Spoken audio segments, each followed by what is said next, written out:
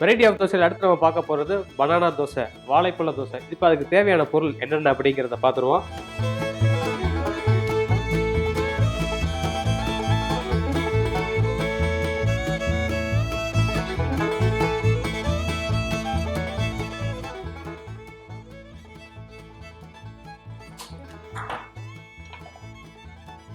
இப்போ நம்ம தவா ஹீட் ஆகிடுச்சு. ஒரு அரை வெங்காயத்தை எடுத்து நல்லா தோசை கல்லில் நல்லா தேய்ச்சிருங்க. தேய்க்கிறதுக்கான காரணம் கல்லில் இருக்கக்கூடிய அந்த கசடுகள் எல்லாத்தையும் எடுத்துரும். 1, 2வது நல்ல மணமாக இருக்கும். 3வது தோசை போட்டு எடுக்கும்போது ஒட்டாமல் அழகாக வரும். தண்ணி தெளிச்சு பார்த்துக்கிறோம்.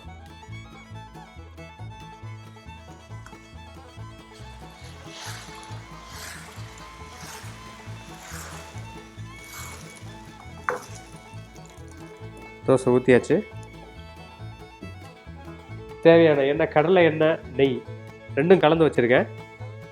உங்களுக்கு எப்படி பிடிக்குமோ அப்படி நீங்கள் மிக்ஸ் பண்ணிக்கிங்க. சில பேர்த்துக்கு நெய் அதிகமாக ஊற்றினா நல்லா பிடிக்கும், சில பேர்த்துக்கு கடலை எண்ணெய், சில பேர்த்துக்கு தேங்காய் எண்ணெய். பட் ஸ்டில் நான் யூஸ் பண்ணுறது கடலை எண்ணெய், நெய்.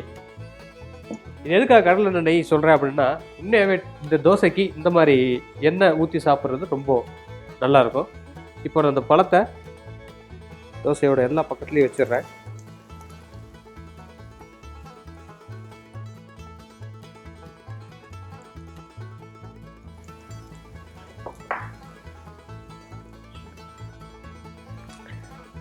தேனை நம்ம இதில் ஆட் பண்ணிக்கணும்.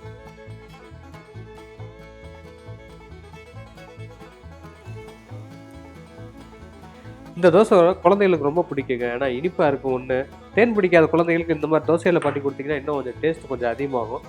ஃபைனலாக இட்லி பொடி தூவிக்குவோம். இப்போ நல்லா தோசை ரெடி ஆயிடுச்சு.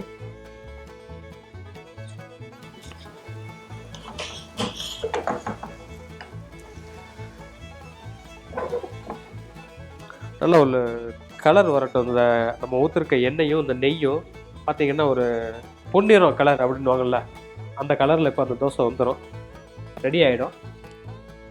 பார்த்தா தெரியும். இப்போ அதுக்கு முன்னாடி ஒரு சின்ன ஒரு விஷயம் என்னென்னா, இந்த மாதிரி பனானா தோசைகளில் தேவைப்பட்டால் இட்லி பொடி போட்டுக்கோங்க. குழந்தைகளுக்கு, சில குழந்தைகளுக்கெல்லாம் காரம் பிடிக்காது.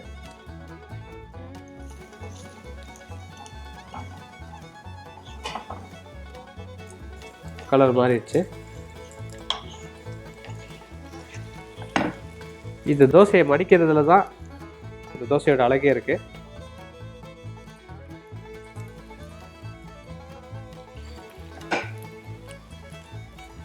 எனக்கு இந்த தோசையில் கை போடுறது பழக்கமாயிடுச்சு.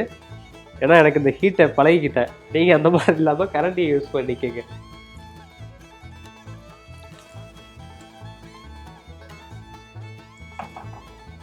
இப்போ தோசையை நல்லா ரோல் பண்ணியாச்சு. அடுப்பை ஆஃப் பண்ணிடுறோம். நம்ம பனானா தோசையை வேறு ஒரு பிளேட்டில் மாற்றிக்கலாம்.